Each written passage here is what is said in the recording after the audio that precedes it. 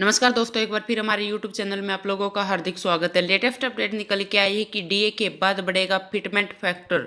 3 हुआ तो 31,740 रुपये बढ़ जाएगी सैलरी। तो सभी कर्मचारी समझे कैलकुलेशन। तो दोस्तों हम आपको सब डिटेल में बताएंगे। अगर आप हमारे चैनल पर फर्स्ट टाइम विजिट कर रहे हैं तो चैनल को लाइक कर दीजिए, सब्सक्राइब कर दीजिए, साथ ही साथ बेल आइकन को भी बजा दीजिए ताकि गवर्नमेंट या पेंशन से संबंधित जितनी भी न्यूज आती है उनकी नोटिफिकेशन आप लोगों के पास तुरंत पहुंच के। तो करते वीडियो को स्टार्ट बिना किसी देरी के। दोस्तों केंद्रीय कर्मचारियों को कई तोहफे मिल चुके हैं लेकिन कई अभी बाकी हैं। डीए में इजाफे के बाद लगातार एरियर की डिमांड हो रही है, वही फिटमेंट फैक्टर बढ़ाने पर भी जोर है।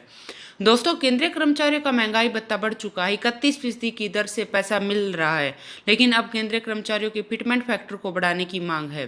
7th पे कमीशन की सिफारिश के आधार पर केंद्रीय कर्मचारियों की न्यूनतम सैलरी बढ़ाने के लिए फिटमेंट फैक्टर लागू किया जाएगा और फिटमेंट फैक्टर लागू करने की वजह से केंद्रीय कर्मचारियों की न्यूनतम सैलरी सीधे 6,000 रुपये से 18,000 रुपये हो गई है। फिटमेंट फैक्टर 2.57 निर्धारित किया गया है। हालांकि केंद्रीय कर्मचारियों की डिमांड थी कि इसे 3 रखा जाए। अगर यह 3 होता है तो मिनिमम सैलरी 26,000 रुपये तक पहुंच जाएगी।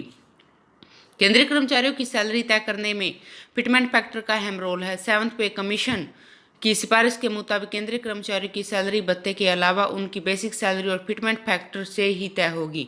यह तो फैक्टर है जिसमें केंद्रीय कर्मचारी की सैलरी 2.5 गुना से ज़्यादा बढ़ जाएगी।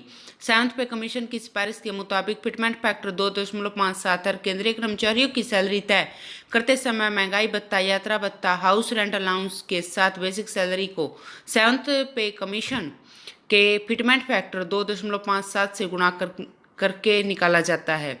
उदाहरण के तौर पर अगर किसी केंद्रीय कर्मचारी की बेसिक सैलरी 18,000 रुपये है तो भत्ते को छोड़कर उसकी सैलरी 18,000 को अगर हम मल्टीप्लाई करते हैं 2.57 से तो आपका आएगा 46,260 रुपये। अगर उसी को 3 मान लिया जाता है और 3 से गुणा करते हैं तो क्या आएगा 78,000 रुपये। कर्मचारियों को उसकी बम्पर फायदा होगा। सरकार साल से पहले 6 महीने की महंगाई का औसत निकालती है तो उसकी जनवरी से जून को अकाउंट किया जाता है। इसके बाद दूसरी 6 में महंगाई का औसत निकाला जाता है और उस आधार पर डीए में बढ़ोतरी तय की जाती है। डीए हमेशा औसत महंगाई से ज़्यादा होता है। अगस्त AICPI इंडेक्स 123 पर पहुंच गया था, इसलिए जुलाई 2021 तक इसकी अवधि के लिए महंगाई भत्ते को 3% बढ़ाया गया है।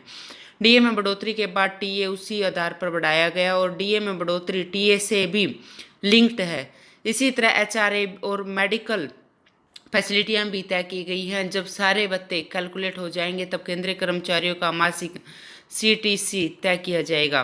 सभी तरह के भत्ते और सैलरी फाइनल होने के बाद बात करते हैं तो मासिक PF और ग्रेजुएटी योगदान की PF और ग्रेजुएटी योगदान बेसिक सैलरी और डीए से लिंक होता है। केंद्रीय कर्मचारी का PF और ग्रेजुएटी उनके फार्मूले से तय होता है। जब सारे भत्ते और कटौती CTC से हो जाती है तब केंद्रीय कर्मचारियों के टेक होम सैलरी तय की जाती है। तो दोस्तों आज के लिए इतना ही, मिलते हैं नेक्स्ट वीडियो में। तब तक के लिए जय हिंद, जय भारत।